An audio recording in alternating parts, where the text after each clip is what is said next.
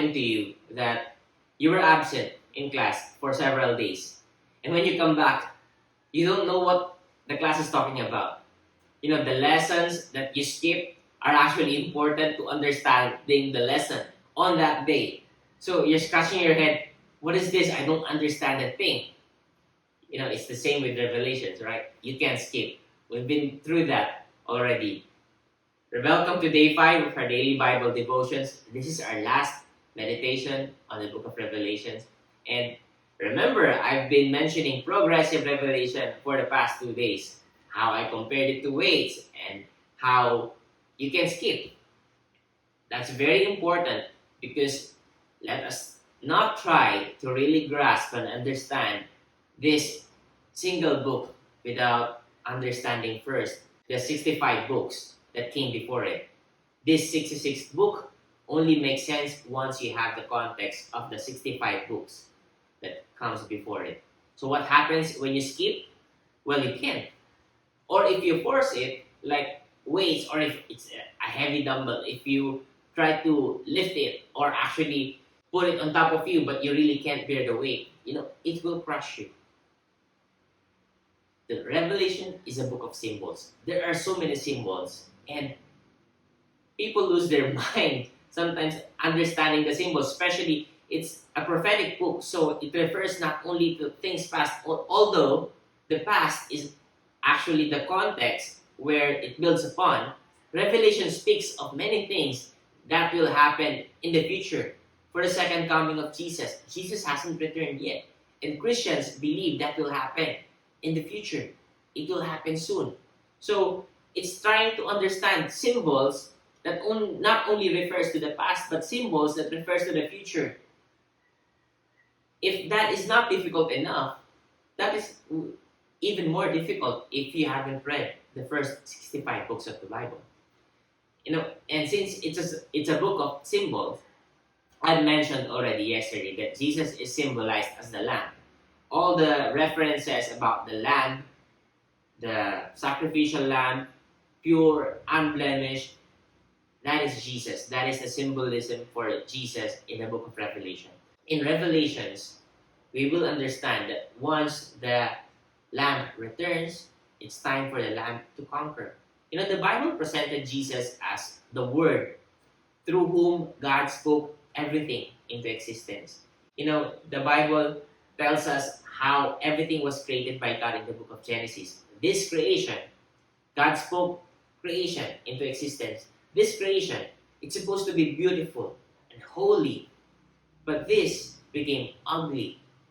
This became dirty with death, pride, envy, stealing, and anger, and murder, and rape, and different kinds of abuse. And all the ugly things we've known throughout the history of man, it originated from Genesis chapter 3, the fall of man.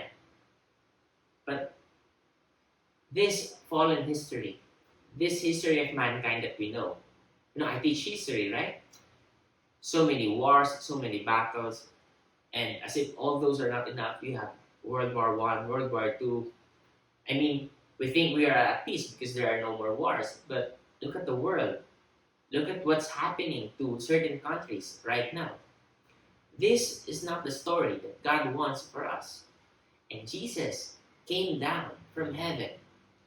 And after he ascended, he will come again soon.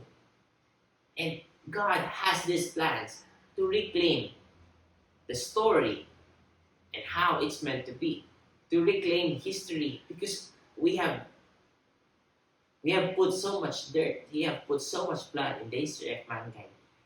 God doesn't want the creation which he spoke into existence to be like that.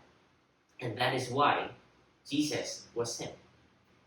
That leads us to the final principle for the book of Revelation. Jesus, through whom everything was created, will renew all creation. Again, Jesus, through whom everything was created, will renew all creation.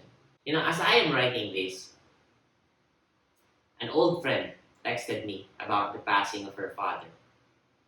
And as I gave my condolences, I acknowledged how ugly death is. of all the ugly imageries in Revelations, destructions, wars, blood, it all points to the single worst thing in life. Literally the worst, because nothing could be worse than this. What is that? Death. You can lose something, you can lose money, you can lose properties, things that you own, maybe you lose memories. All those things are bad. But losing life is the worst. Death happened because mankind walked away from God. Genesis chapter 3. God is the source of all life. And when mankind walked away from the source of life, what did we expect? Of course, there will be death. Death is the result when we walk away from God. Maybe we're not the one who did that. It was Adam and Eve. But we kept on doing that. We continued their legacy. We sin. We walk away from God. We turn our backs. We don't even want to focus our time and attention. Without God's help, we wouldn't want to turn to Him. Studying the Word is difficult. Studying the Bible is difficult. Going to church is difficult, especially today during the time of pandemic. Doing it online, it's not as motivating and encouraging as stepping into the real congregation. Not if you're surrounded by people, it's more encouraging. But when you're just alone, or maybe just with your family, just staring at TV or looking at the computer, it's less encouraging. It's less motivating. There's a greater temptation, actually, not to attend, not to go. So it is difficult to pursue God. And so, most of the time, we still walk away from God. When Jesus first came, He said, He is life. He said in the book of John, where He said that He is the way, the truth, and the life. Jesus claimed that He is life.